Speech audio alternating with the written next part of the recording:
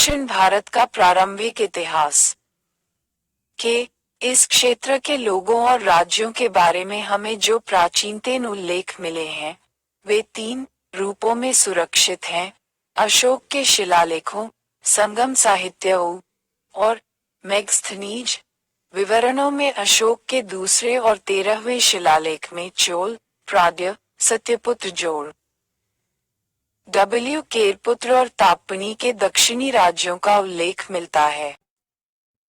हमने पहले एक अध्याय में देखा है कि दक्षिण भारत, मुख्यतः तमिलनाडु और केरल के वर्तमान राज्यों में ईसा पूर्व प्रथम सहस्राब्दी में महापाषाणयुगीन लोग बसते थे।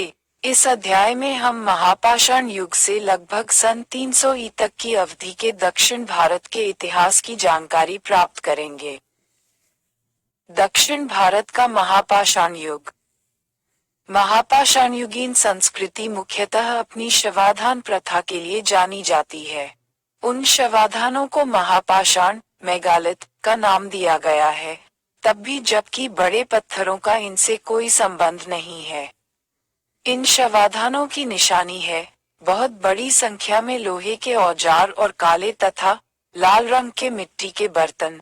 ऐसा प्रतीत होता है कि नवपाषाण युग का सहसा ही लौह युग में परिवर्तन हो गया और इनके बीच कोई उल्लेखनीय ताम्रपाषाणिक अथवा कांस्ययुगीन चरण आया ही नहीं। महापाषाणयुगीन शवाधानों की मुख्य किस्में ये हैं: गर्तचक्र, पित्तसकल, समाधियां। शव को पहले मांस रहित बना दिया जाता था और तब उसे दफन किया जाता था। कब्र की वस्तुओं में बर्तन और लोहे की कला वस्तुएं शामिल होती थीं तथा गड्ढे के चारों ओर पत्थरों का एक चक्र बनाया जाता था। ताबूत, सिस्ट। इन समाधियों के अनेक प्रकार हैं। ताबूत ग्रेनाइट की शिलाओं से बनाए जाते थे, जिन पर झरोखे वाली अथवा उनके बिना एक या एक से अधिक आच्छादन शिलाएं कैपस्टोन होती थीं।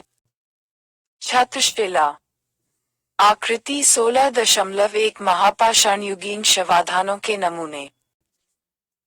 ताबूतों को पूरी तरह से अथवा आधा दफनाया जाता था अथवा मात्र चट्टानों पर रख दिया जाता था।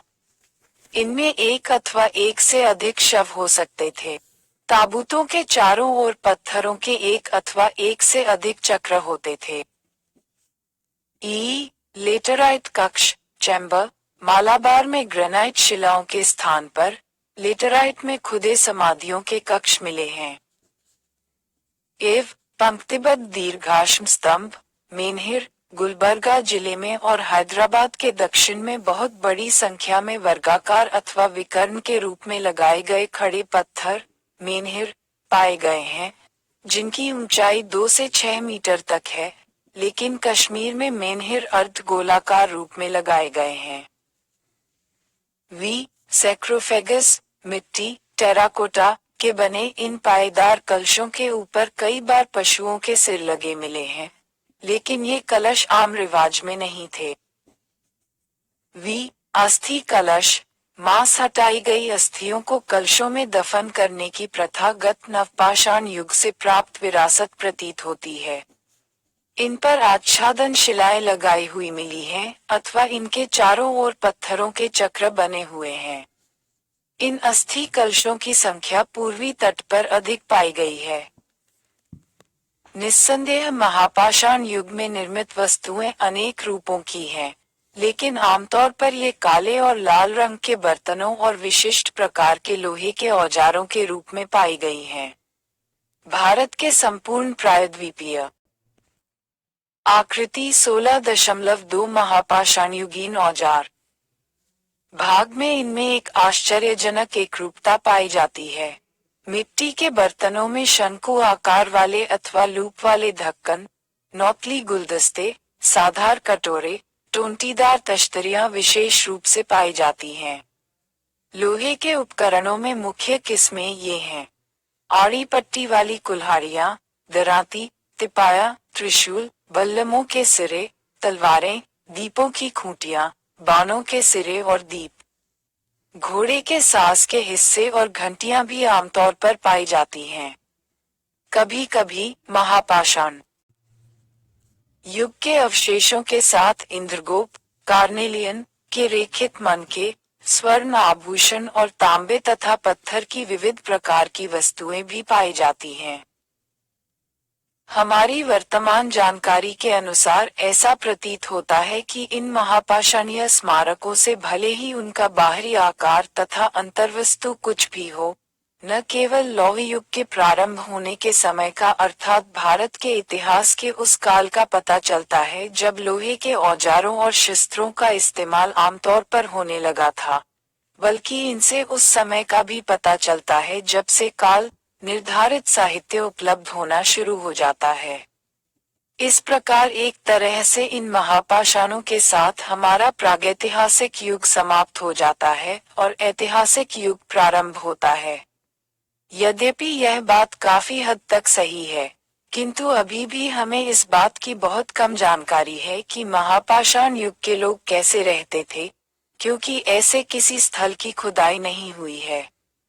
स्वाभाविक रूप से इन महापाषाणों के निर्माताओं की जानकारी अभी भी उपलब्ध नहीं है। संस्कृत अथवा प्राकृत साहित्य में इन स्मारकों का कोई उल्लेख नहीं मिलता। हालांकि प्राचीन तमिल साहित्य में शवाधान की इन प्रथाओं का कुछ वर्णन अवश्य मिलता है। प्रारंभिक इतिहास।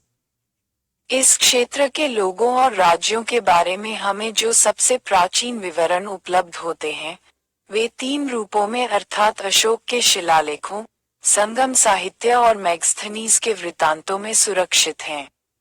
अशोक के दूसरे तथा 13वें शिलालेख में चोल, पांड्य, सत्यपुत्र, केरपुत्र और ताम्रपनी के दक्षिणी राज्यों का उल्लेख किया गया है। ये सभी राज्य अशोक के साम्राज्य के बाहर स्थित थे, लेकिन इन पड़ोसी राज्यों के प्रति अशोक की परोपकार की भावना का पता इस तथ्य से लगता है कि उसने इन राज्यों के पशुओं और मनुष्यों के लिए औषधियों और खाद्य पदार्थों आदि की व्यवस्था की थी। मेगस्थनीज ने भी इन राज्यों का जिक्र किया है। खारवेल के हाथी गुम्फा शिलालेख में इस बात का उल्लेख है कि उसने तमिल राज्यों के एक परिसंघ को पराजित किया था। दक्षिणी राज्यों का पहला विस्तृत वर्णन संगम साहित्य में मिलता है, जिसकी रचना ईसन की पहली 4 शताब्दियों में हुई थी। यह उल्लेखनीय है कि तमिल दक्षिण भारत की बोलचाल और साहित्य की सबसे प्राचीन भाषा है और इस भाषा का सबसे पहला साहित्य संगम साहित्य है। ये साहित्य भाव गीतों, गीति काव्यों और ग्राम्य गीतों का संग्रह है, जिनकी रचना 3 उत्तरवर्ती साहित्यिक सभाओं में, जिन्हें संगम कहा जाता था, प्रस्तुत किए जाने के लिए विभिन्न कवियों और विद्वानों द्वारा की गई थी। इन संगमों की स्थापना पांड्य राजाओं द्वारा की गई थी। संगम साहित्य में ईपू 3री शताब्दी से 3री शताब्दी ई तक की अवधि में दक्षिण भारत के समाज और जनजीवन के बारे में लोक स्मृतियां सुरक्षित हैं। अशोक के शिलालेखों, मेगस्थनीज के वृत्तांतों, संस्कृत तथा संगम साहित्य से यह स्पष्ट होता है कि दक्षिणी और उत्तरी भारत के बीच काफी बड़ी मात्रा में सांस्कृतिक आदान प्रदान होता था। नियमित स्थायी जीवन, मजबूत स्थिर समुदायों और सशक्त अर्थव्यवस्था के विकास के परिणामस्वरूप चोल, चेर और पांड्य राज्यों का उदय हुआ। संगम साहित्य की मान्यता है कि चेर, चोल और पांड्य राजवंश आदिकाल से चले आ रहे हैं। चोल वंश। चोल शासकों का आधिपत्य कावेरी नदी के थाले, डेल्टा और उसके आसपास के क्षेत्र पर था। कांची का क्षेत्र भी इस राज्य का भाग था। प्रारंभिक मध्ययुगीन काल में इसे चोलमंडलम भी कहा जाता था। ये पांड्य राज्य के उत्तर पूर्व में स्थित था। शुरू में इसकी राजधानी तिरुचिरापल्ली में उरैयोर में स्थित थी, लेकिन बाद में इसे पुहार में स्थानांतरित कर दिया गया, जिसे कावेरीपट्टनम के नाम से पुकारा जाने लगा। ऐसा प्रतीत होता है कि ईसा पूर्व 2री शताब्दी के मध्य में अलारा नाम के चोल राजा ने श्रीलंका पर विजय प्राप्त की और लगभग 50 वर्षों तक इस पर शासन किया। चोल वंश के प्रारंभिक राजाओं में करिकाल सबसे अधिक प्रसिद्ध राजा था। उसकी दो महान उपलब्धियां ये थीं। उसने चेर और पांड्य राजाओं की संयुक्त सेनाओं को करारी मात दी और श्रीलंका पर सफलतापूर्वक आक्रमण किया। ऐसा प्रतीत होता है कि करिकाल ने चेर और पांड्य राज्यों के नेतृत्व के अधीन लगभग 1 दर्जन शासकों के परिसंघ को तंजौर के निकट वेनी में हुए एक भीषण युद्ध में पराजित किया और समूचे तमिल क्षेत्र पर अपना आधिपत्य स्थापित किया। करिकाल के पास एक शक्तिशाली नौसेना थी और उसने श्रीलंका पर विजय प्राप्त की। उसे इस बात का श्रेय दिया जाता है कि उसने कावेरी नदी के किनारों पर 160 किलोमीटर लंबे तटबंध बनाकर सिंचाई की बड़ी बड़ी नहरों का निर्माण किया। उसने कावेरी नदी के मुहाने पर स्थित सुप्रसिद्ध पत्तनपुहार को सुरक्षित बनाया। ये दोनों महान निर्माण कार्य मुख्यतः श्रीलंका से युद्ध बंदियों के रूप में लाए गए। 12,000 मजदूरों द्वारा किए गए इस सब के फलस्वरूप कृषि, व्यापार, वाणिज्य, कलाओं और शिल्पों आदि का विकास हुआ। करिकाल साहित्य और शिक्षा का महान संरक्षक था। वह वैदिक धर्म का अनुयायी था और उसने अनेक वैदिक यज्ञ किए। करिकाल के देहांत के बाद चोल राज्य में अव्यवस्था और अराजकता फैल गई। उसके उत्तराधिकारी बड़े कमजोर थे और राजपरिवार के सदस्य सत्ता और पद प्राप्ति के लिए परस्पर लड़ते झगड़ते रहते थे। करिकाल के बाद दूसरा एकमेव राजा, जिसे महान शासक के रूप में जाना जाता है, इल्लंजेत सेनी था, जिसने चेर शासकों के 2 दुर्गों पर कब्जा किया। किंतु तथ्य ये है कि करिकाल के बाद चोल साम्राज्य का पतन हो गया और चेर तथा पांड्य शासकों ने चोल राज्य को नुकसान पहुंचाकर अपने राज्य क्षेत्रों का विस्तार किया। पल्लवों से पराजित होने के पश्चात 4वीं से 9वीं शताब्दी तक की अवधि में चोल राजवंश का ह्रास होता गया और वह एक छोटा सा राजपरिवार बनकर रह गया। पांड्य वंश। पांड्य राज्य का मोटे रूप से तमिलनाडु के तिरुनेलवेली, रामनद और मदुरै के आधुनिक जिलों के क्षेत्र पर आधिपत्य था। इस राज्य की राजधानी मदुरै में थी। संगम साहित्य से कुछ छिटपुट सूचना और कुछ राजाओं के नामों की जानकारी मिलती है। नेदुंजेलियन का उल्लेख एक महान पांड्य राजा के रूप में किया गया है। चेर, चोल और 5 अन्य छोटे राज्य उसके विरुद्ध इकट्ठे हो गए थे और उन्होंने मदुरै में उसके विरुद्ध धावा बोल दिया था, लेकिन उसने उनकी संयुक्त सेनाओं को हरा दिया। इस महान विजय का चिरकाल तक स्मरण किया जाता।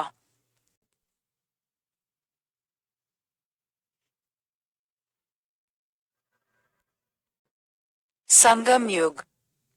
पेनवार, बंगाल की अरब सागर, कांची, कावेरी, चोल, सांको चौलपुर, कावेरीपट्टनम, नागपट्टनम, श्रीरंगम, तंजावुर, मदुरई, पांड्य, मेर, पफ, हिंद महासागर, कन्याकुमारी, सीलोन। आकृति 16.3 संगम युग रहा और 10वीं शताब्दी के एक शिलालेख में भी इसका उल्लेख किया गया है। ये भी कहा जाता है कि उसने अनेक वैदिक यज्ञों का अनुष्ठान किया था। यह अनुमान लगाया जा सकता है कि उसने 210 के आसपास शासन किया था। पांड्यों के राज में राजधानी मदुरै और पत्तन नगर कोर के व्यापार और वाणिज्य के बड़े केंद्र थे। पांड्यों का राज्य बहुत धन संपन्न और समृद्ध था। व्यापारी रोमन साम्राज्य के साथ व्यापार करके बहुत लाभ कमाते थे। पांड्य वंश के राजाओं ने रोमन सम्राट ऑगस्टस और ट्रोजन के दरबार में भी अपने राजदूत भेजे थे। चेर वंश। चेरों को केरपुत्र भी कहा जाता है। इनका राज्य पांड्यों के राज्य के पश्चिम और उत्तर में स्थित था। इस राज्य के क्षेत्र में समुद्र और कोंकण पर्वतमाला के बीच की भूमि की संकरी पट्टी शामिल थी। पांड्य और चोल राजाओं की तरह चेर शासकों का भी दक्षिण भारत के इतिहास में बहुत ऊंचा स्थान है। चेर शासक नेदुंजीरल आदन ने कदंब राजाओं पर विजय प्राप्त की, जिनकी राजधानी वनवासी, गोवा के निकट में थी। उसने चोल वंश के राजा करिकाल के पिता के साथ भी युद्ध किया। इस युद्ध में दोनों राजा मारे गए। ये भी कहा जाता है कि उसने यवनों को भी पराजित किया। संभवतः यह उल्लेख यूनान, ग्रीस और रोम के उन लोगों के बारे में है जो बहुत बड़ी संख्या में व्यापारियों के रूप में आए थे और जिन्होंने दक्षिण भारत में बड़ी बड़ी बस्तियां बसा ली थीं। चेर परंपरा के अनुसार चेर राजवंश का सबसे महान शासक सेंगुटुवन था। कहा जाता है कि उसने चोल और पांड्य राजवंश के राजाओं को अपने अधीन किया था। ये जानना रुचिकर होगा कि इन तीनों राजवंशों का दावा है कि उनके शासकों ने उत्तर में हिमालय तक विजय यात्राएं की थीं। चेर राजा नेदुंजीरल आदन को इम्यरम्बन कहा जाता है, अर्थात वह शासक जिसके राज्य की सीमा हिमालय पर्वत तक थी। लेकिन ये स्पष्टतः एक अतिशयोक्ति थी। ईसा की 3वीं शताब्दी की समाप्ति तक चेर राज्य की शक्ति का ह्रास हो गया और इसके बाद हम 8वीं शताब्दी में पुनः उनके बारे में सुनते हैं। लेकिन दक्षिण भारत के इन 3 प्रारंभिक राज्यों के बारे में एक महत्वपूर्ण तथ्य ये है कि वे निरंतर एक दूसरे के साथ लड़ते रहते थे और जो राज्य अधिक शक्तिशाली हो जाता था, उसके विरुद्ध नए गठजोड़ बनाते रहते थे और ऐसा करते समय पिछली मित्रता और गठजोड़ों की परवाह नहीं करते थे। श्रीलंका के साथ भी उनका युद्ध लगातार होता रहता था।